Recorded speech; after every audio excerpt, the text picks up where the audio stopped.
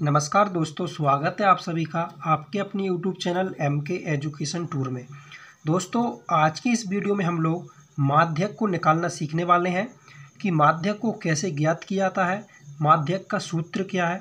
तो ये video class 10th वालों के लिए बहुत इम्पोर्टेंट रहने वाली है, क्योंकि कक्षा 10वीं में ज़्यादातर ये प्रश्न पूछा जाता है। तो आपके लिए बहुत इम्पोर्टेंट है, इसलिए वीडियो को एंड तक देखिएगा, तभी आपको लिए अच्छे से समझ में आने वाला है। आप इस वीडियो को लाइक और चैनल को सब्सक्राइब कर लीजिएगा। तो चलिए अब हम इस वीडियो को शुरू करते हैं। तो देखिए दोस्तों, आपको इस तरह से एक प्रश्न दे दी जाएगा कि निम्नलिखित सारणी से माध्यक ज्ञात कीजिए। तो आपको इस प्रकार की सारणी बनाकर दे दी जाएगी और आपसे ये बोला जाएगा कि माध्यक ज्ञात कीजिए। उसमें लिखा होगा एक साइड वर्ग अंतराल, जिसमें इस प्रकार की दो संख्या लिखी होंगी, और एक दिया होगा बारंबारता, जिसमें एक एक संख्या इसमें लिखी होगी। तो आपको क्या करना है, सबसे पहले इस तरह का एक बॉक्स बना लेना है, जो मैंने यहाँ पे पहले से ही ऑलरेडी बनाकर रख लिया है। यहाँ पे आपको लिखना है सबसे पहले वर्ग अंतराल है, तो वर्ग अंतराल की राशि लिख देनी है। इसके बाद बारंबारता का ज्यों का त्यों राशि लिख देनी है। इसके बाद जो हमको आगे करना है वो है संचयी बारंबारता, जो कि हमको खुद निकालनी पड़ेगी। तो वही आज हम इस वीडियो में बहुत सरल भाषा में समझने वाले हैं। तो दोस्तों, वीडियो को एंड तक बने रहिएगा, आपकी पूरे डाउट्स क्लियर होने वाले हैं। बहुत ही सरल भाषा में आपके लिए मैं समझाने वाला हूं। तो चलिए इसको हम अच्छे से समझते हैं। इतना कर लेने के बाद आपको संचयी बारंबारता निकालनी है। तो वो कैसे ज्ञात करते हैं, चलिए आइए जानते हैं। देखिए, वर्ग अंतराल जिसको हम C कैपिटल से प्रदर्शित करते हैं। इसके बाद बारंबारता, इसको हम F से प्रदर्शित करते हैं, ठीक है। और संचयी बारंबारता जिसको हम CF से प्रदर्शित करते हैं। तो इसके बाद संचयी बारंबारता ज्ञात करने के लिए क्या करना पड़ता है कि जो पहली संख्या यहाँ पे दी है बारंबारता में, तो वो ऐसी की ऐसी ज्यों की त्यों आ जाती है। इसके बाद इस संख्या में इसको जोड़ देते हैं, तो 10 और 3 कितना होगा, 13। इसके बाद 20 और 13 कितना होगा, 33। तो यहाँ पे लिख देंगे। इसके बाद इसको और इसको जोड़ेंगे, तो 33 और 13 होता है कितना, 46। तो यहाँ पे 46 लिख देंगे। और 46 और 4 होता है 50, तो हम यहाँ पे 50 लिख लेंगे। तो इस तरह से आप संचयी बारंबारता को ज्ञात कर पाएंगे। और हाँ, लास्ट में आप इसकी जाँच इस प्रकार कर सकते हैं कि इन सभी को आप जोड़ोगे तब भी ये जोड़ कितना आएगा, 50 ही आने वाला है। यदि इस जोड़ में कुछ गड़बड़ होती है तो आपका यहाँ पे भी कुछ ना कुछ गड़बड़ हुई है। तो हमारा कितना आया लास्ट में, 50। तो जो n बराबर रहेगा वो हो जाएगा हमारा कितना, 50। आप इस तरह से भी इसको निकाल के देख सकते हैं। इन सभी को जोड़ेंगे तो आपको 50 ही मिलने वाला है, ठीक है। अब इतना कर लेने के बाद आपको एक फॉर्मूले की ज़रूरत पड़ेगी, वो कि माध्यक का फॉर्मूला रहता है। इस फॉर्मूले के माध्यम से हम बहुत आसानी से समझ पाएंगे। तो वह फॉर्मूला क्या है, चलिए आइए आपको बताता हूँ। तो ये रहा आपके सामने फॉर्मूला। माध्यक बराबर होता है L + n/2 माइनस में CF डिवाइडेड F, और कोष्टक के बाहर है हमारा इनटू में H। तो ये फॉर्मूला होता है किसका, हमारा माध्यक ज्ञात करने का।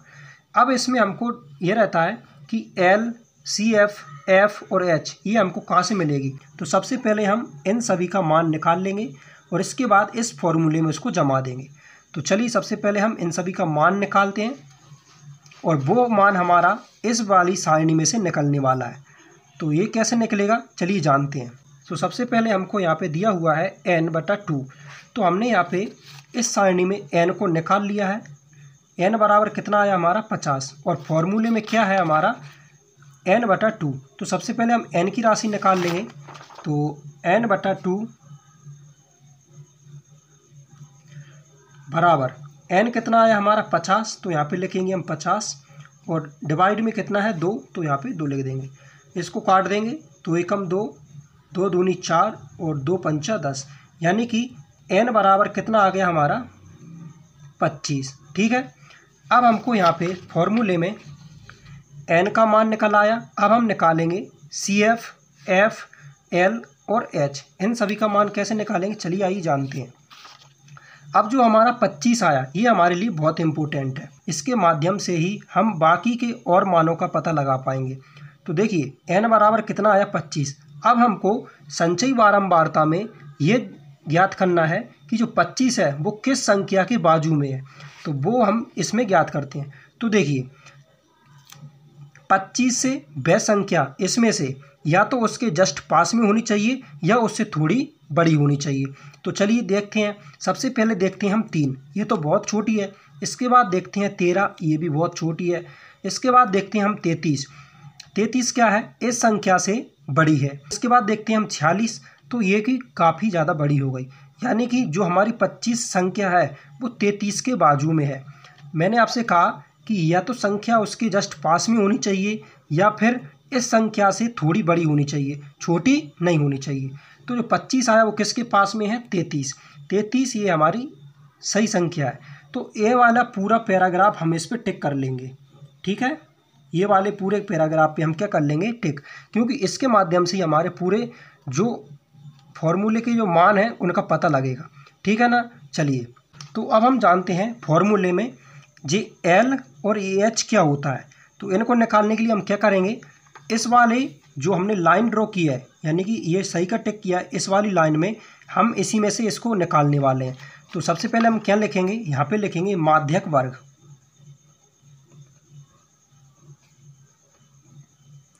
अब इस संख्या में माध्यक वर्ग क्या है, वर्ग अंतराल का 40 से 50। तो यहाँ पे हम लिख देंगे 40 से 55 है, तो यहाँ पे हम 55 लिख देंगे, ठीक है ना। मैंने आपसे कहा कि इसी वाली लाइन में से हमको पूरे क्वेश्चन के जितने भी मान हैं वो हम इसमें से मिलने वाले हैं, ठीक है।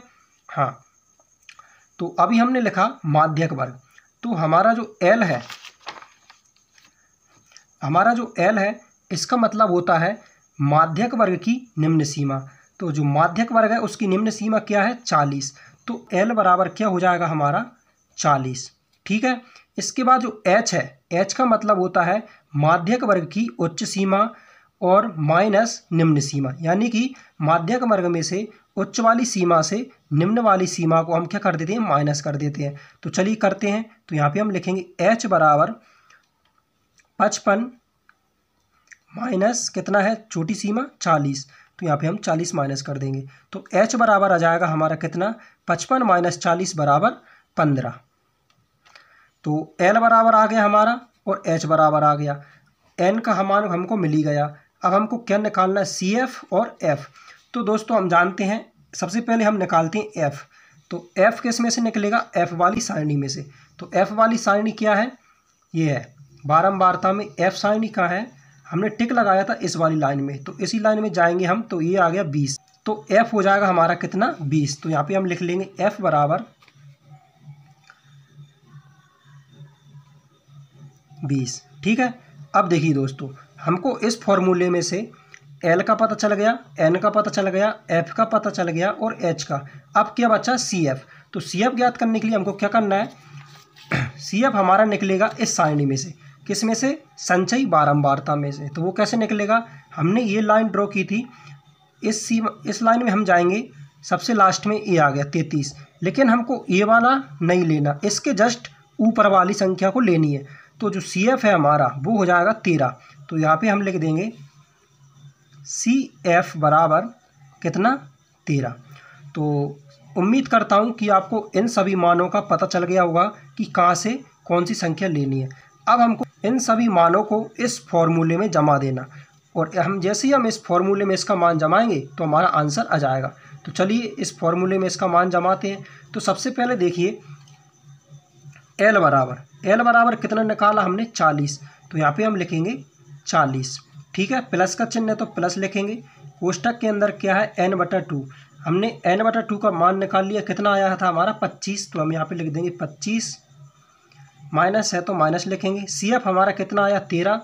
तो यहाँ पे हम लिख देंगे 13, और बटा में क्या है एफ, तो यहाँ पे लिख देंगे 20। कोष्टक बंद, इनटू में क्या है एच का मान हमारा आया कितना, 15। तो यहाँ पे हम लिख देंगे 15। अब हम इसको आगे सॉल्व करते हैं। तो सबसे पहले हम कोष्टक वाली संख्या को सॉल्व करते हैं, जो कि हमने बोडमास नियम में अच्छी तरीके से जाना है। यदि आपने वो वीडियो नहीं देखी है तो एक बार चैनल विजिट करके बोडमास नियम वाला वीडियो ज़रूर देख सकते हैं। तो सबसे पहले हम कोष्टक वाली संख्या को सॉल्व करेंगे। तो यहाँ पे हम लिखेंगे 40 प्लस 25 में से 13 जाएंगे तो भैया बचेगा हमारा 12/20। कोष्टक है तो कोष्टक लगा देंगे और इनटू में कितना है हमारा 15, तो 15 लिख देंगे। देखिए, यदि आपको काटना आता है तो आप इसको आसानी से काट भी सकते हैं। यदि मान लीजिए आपको काटना नहीं आता तो आप इसको डायरेक्ट इनटू करके कर सकते हैं। यहाँ पे हम क्या करते हैं, कुछ नहीं है तो डिवाइड में हम 1 मान लेते हैं। ये संख्या 1 मान लो, इसका कोई महत्व नहीं रहता, ठीक है ना। तो अब हमको क्या करना है, ऊपर वाली संख्या का ऊपर में गुणा कर देना है और नीचे वाली संख्या का नीचे में कर देना है। तो 12 का और 15 का यदि हम गुणा करेंगे तो कितना आएगा 180 और 20 का 20 एकम 20, ठीक है। अब आप इसको आसानी से काट भी सकते हैं यदि आपको काटना आता है। जैसे 20 एकम 20 और 20 नंबर 180 होते हैं। जैसे हम भाग करते हैं सिंपल वैसा ही है। अगर ऐसा भी नहीं आता आपको काटने तो आप डायरेक्ट भाग दे सकते हैं। जैसे 20 का भाग देना हमको 180 में, तो 20 नंबर 180। अब आगे कट जाएगा 0 0 0। अब आगे कुछ नहीं बचेगा तो जो है हमारा कितना आ गया 9। तो यहाँ पे हम लिख देंगे 40 + 9।